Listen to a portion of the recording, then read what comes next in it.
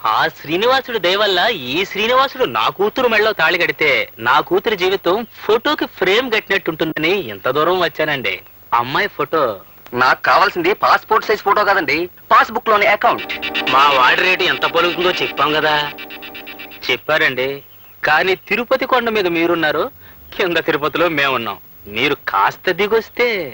నాకు భూమి బుట్ర ఎంత ఉందో మీకు తెలుసుగా. నా తర్వాత ఆస్తంతా ఎవరికి చేరుతుంది? మీ కూతురు కడుపున పుట్టబోయే బిడ్డలకే కదా. ఇప్పుడు ఇన్వెస్ట్ చేస్తే అప్పుడు హార్వెస్ట్ చేసుకోవచ్చు.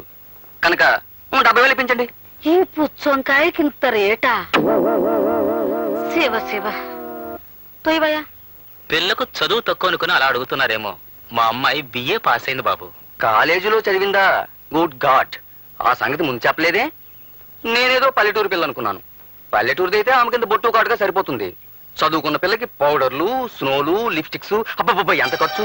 పైగా మీ అమ్మాయికి 18 సంవత్సరాలు అంటున్నారు. ఇంకో 82 సంవత్సరాలు భరించాలన్నమాట. బాపురే.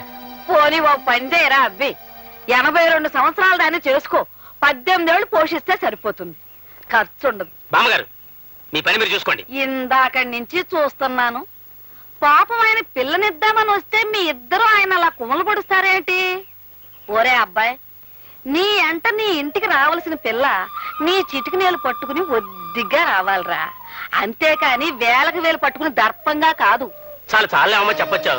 ఒడ్డు నిలబడి అంతా నీతో చెప్పేవాళ్లే. కావాలంటే నీ మనవడికి ఇచ్చి కట్నం ఎక్కడ పెళ్లి చేసుకో. వెళ్ళరా. ఇదిగో చూడండి, 70,000కి దమ్మిడి తగ్గం. మరీ అంత కష్టం అనిపిస్తే ఒక దండం పెట్టి వెళ్ళండి. అమ్మా, సంతకెళ్ళి కుమ్మి ఎద్దును కొనబోయాను.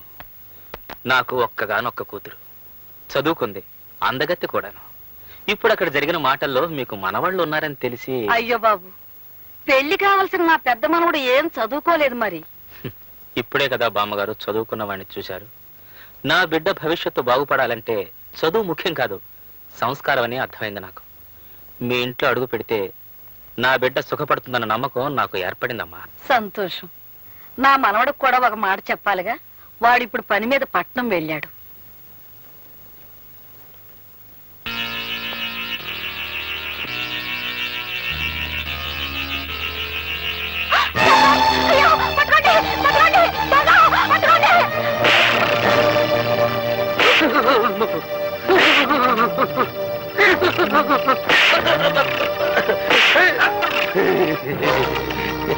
పట్టుకోండి.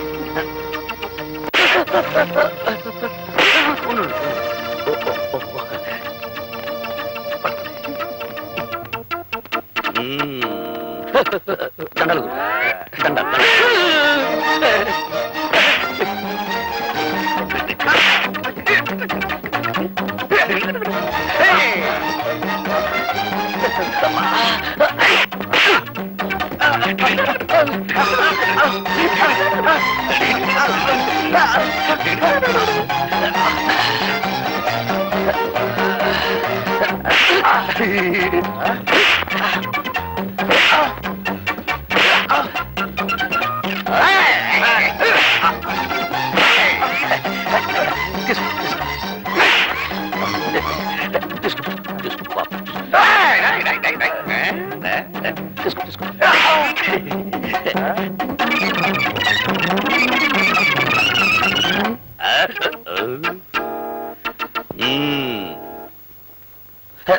సంచులు అన్నీ ఉన్నాయో చూసుకోండి.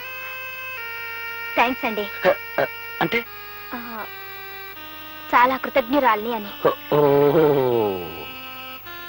పాప మీకు చాలా శ్రమించినట్టున్నాను.